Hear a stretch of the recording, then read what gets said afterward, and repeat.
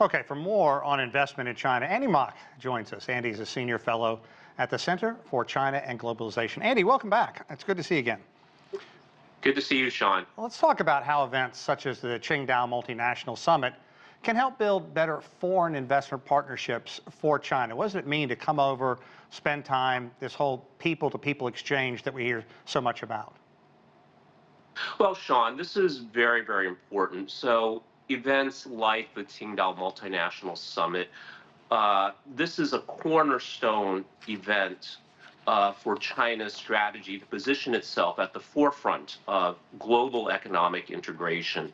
And of course, investment plays a vital role in this. And when we look at the numbers of companies participating, I believe it's almost 500 this year, with almost 20 global CEOs in attendance.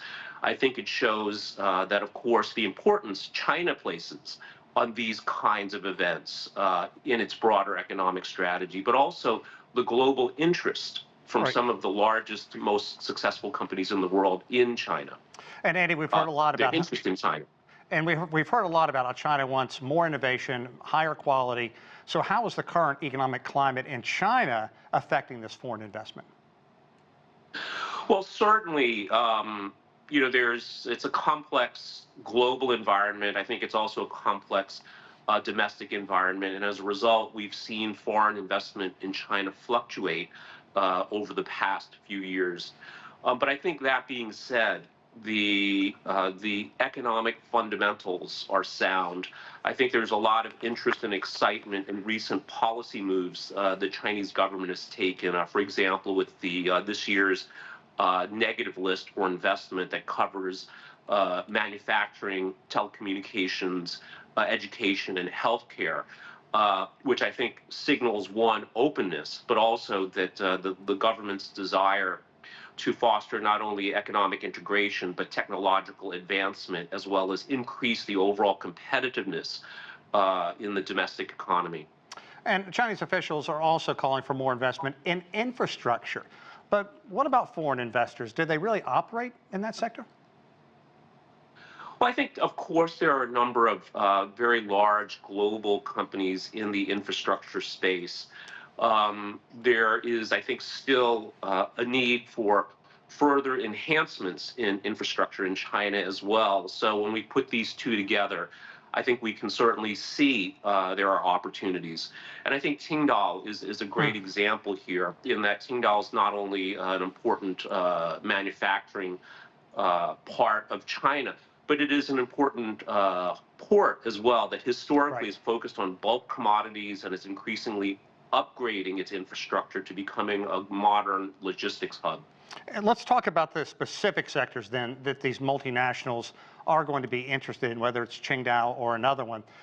Innovation is going to be important. And we've also heard Chinese leaders talk about manufacturing is going to open up. If you want to come in manufacturing, it's going to be open door policy. Telecom, healthcare, what are some of the sectors that are really going to be targeted? Well, I think these four very broad sectors are getting more and more attention, again, partly because of this new negative list policy shift. So manufacturing, as you mentioned, Sean, telecommunications, more in the value-added space here for foreign investment, and education and healthcare as well. And I think within these sectors, the common theme is advanced technology. So we look at things like advanced manufacturing in China, moving towards smart factories, more robotics, AI-powered robotics, et cetera. That this is, I think, another very important unifying theme and trend that has attracted a lot of foreign interest. Yeah, and we're looking at solar panels as well as wind power. Obviously, green energy is going to be important as well. Absolutely. Okay. Yes. What about global trade tensions? Because the United States basically has been reaching out to its allies, not saying, look, pick between us and China, but they're certainly leaning on their allies a lot more than they have in the past. So to what degree is that affecting foreign investment in China? Because if you look at Qingdao, for example, clearly the U.S. wants to keep good economic ties with South Korea. Sure. Well, I think that certainly this has complicated the export sector for China's economy. But at the same time, Qingdao is a great example here that it is a nexus for trade in the regional comprehensive economic partnership, of which Japan and South Korea are important members as well.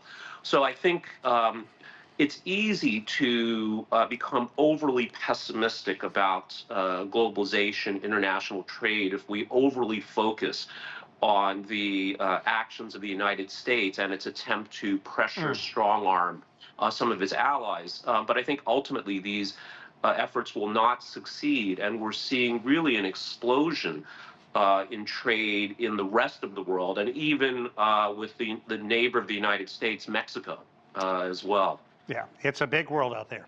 Andy Mok, thanks so much for your time. I certainly appreciate it. Thank you, Sean.